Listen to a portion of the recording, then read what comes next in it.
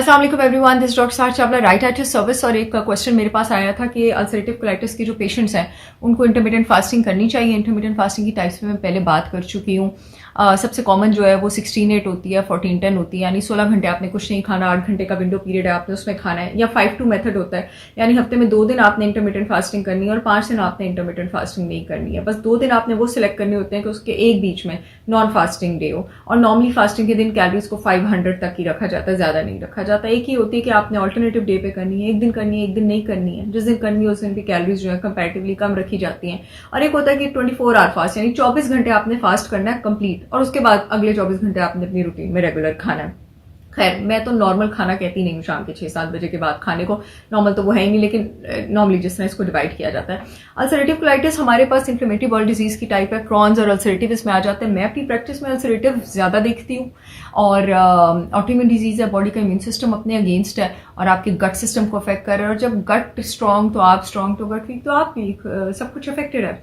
अब अगर ulcerative colitis की ट्रीटमेंट स्ट्रेटजी देखी जाए कि डाइट के थ्रू हम उसको कैसे ट्रीट करना चाह रहे हैं, तो हम ऐसे 2 हमारे गोल हैं ट्रीट करने के। कि एक, हमने इनिशियल गोल्स इन्फ्लेमेशन, सोजिश आंतों की कम करनी है। दूसरा, जो आंतों का सेल्स है, जो उसके इंटरसेलुलर जंक्शन थे आंतों के सेल्स के, 2 सेल्स के बीच का गैप था जिसका डायमीटर ज्यादा हुआ है, जिसकी वजह से आंतों में से न्यूट्रिएंट्स जो हैं आंतों के अंदर वाले हिस्से में से लीक होके ब्लड स्ट्रीम में जा रहे हैं और एलर्जिक रिएक्शंस हो रहे हैं और फ्लेयर अप्स हो रहे हैं, जिसको आप लीकी गट कहते हैं, उसको हमने रिपेयर करना है। फास्टिंग आपके पास इन्फ्लेमेशन भी कम करती है, बॉडी में आपके पास एंटी इन्फ्लेमेटरी मार्कर्स भी बनाती है।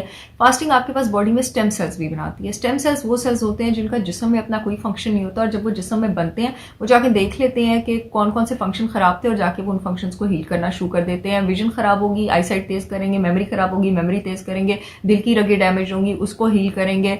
आपके पास आंतें सोलन होंगी, उसकी सेल्स होंगे, लीकी गट होगा, उसके डायमीटर को जाके रिपेयर करेंगे, हील करेंगे। तो इंटरमिटेंट फास्टिंग का अगर अपना साइंटिफिक मैकेनिज्म देखा जाए तो अल्सरेटिव कोलाइटिस के लिए बहुत बेहतरीन है। लेकिन हर पेशेंट अल्सरेटिव कोलाइटिस का डिफरेंट होता है। किसी में फ्लेयर यानी जो अटैक आता है जब अल्सरेटिव कोलाइटिस हो, उसकी फ्रिक्वेंसी ज्यादा होती है, किसी में कम होती है। और जब अटैक आता है अपने साथ, तो अपने साथ और चीजों को लेके आता है। एब्डोमिनल क्रैम्प्स, डायरिया, ब्लीडिंग भी हो सकती है स्टूल में, और अनइंटेंशनल वेट लॉस भी हो सकता है। और ये उन पेशेंट्स के लिए ज्यादा बुरा है जो ऑलरेडी बहुत कमजोर होते हैं। मेजॉरिटी पेशेंट्स आईबीडी के, उनको वेट गेन की तरफ लेके जाना पड़ता है बहुत स्ट्रेटेजिकली। अब अगर किसी का ऑलरेडी वेट लॉस है और उसको फ्लेयर एपिसोड आई और आप उसको इंटरमिटेंट फास्टिंग कराएंगे कि मैं इसकी इन्फ्लेमेशन हील कर दूं, मैं इसका रिपेयर कर दूं, तो उसका तो और वेट लॉस होगा। फिर अगर साथ वो ज्यादा फास्टिंग में रहेगा तो ब्रेन फोकस और कम हो सकता है, टेंशन कम हो सकती है, फटीग आ सकती है, इरिटेबिलिटी आ सकती है। तो उस केस में, फ्लेयर के केस में या उस केस में जिसमें वेट कम है, आप जो है ना स्लो ईटिंग, लो फाइबर डाइट, इन चीजों की तरफ फोकस करें एज कंपेयर टू फास्टिंग। लेकिन ये आपने खुद से नहीं करना, मैं आपको एक जनरल गाइडलाइन दे रही हूँ, डॉक्टर के साथ मिलकर ही करना है। और दूसरे केसेस में जिसमें वेट गेन का कोई प्रॉब्लम नहीं है, इस वक्त फ्लेयर नहीं चल रहा है, फाइबर बर्दाश्त हो रहा है, फाइबर की मैं वैसे इन जनरल बात करूँ, उस पर अलग भी बात होगी, तो उसमें आप इंटरमीडिएंट फास्टिंग कराएं तो उसका फायदा ही होगा। कस्टमाइज्ड है पेशेंट टू पेशेंट। अगर इंटरमीडिएंट फास्टिंग के बेनिफिट्स हैं तो हर पेशेंट ने अपने ऊपर अप्लाई नहीं कर लेनी है। प्रॉब्लम भी कर सकती है लेकिन फायदा भी दे सकती है। डिपेंड करता है कि उसको अप्लाई किस पेशेंट पे किस तरह किया जा रहा है। आई होप आपको इससे थोड़ी सी क्लैरिटी मिली होगी। I see you all again with yet another informational video. तब तक के लिए अल्लाह हाफिज।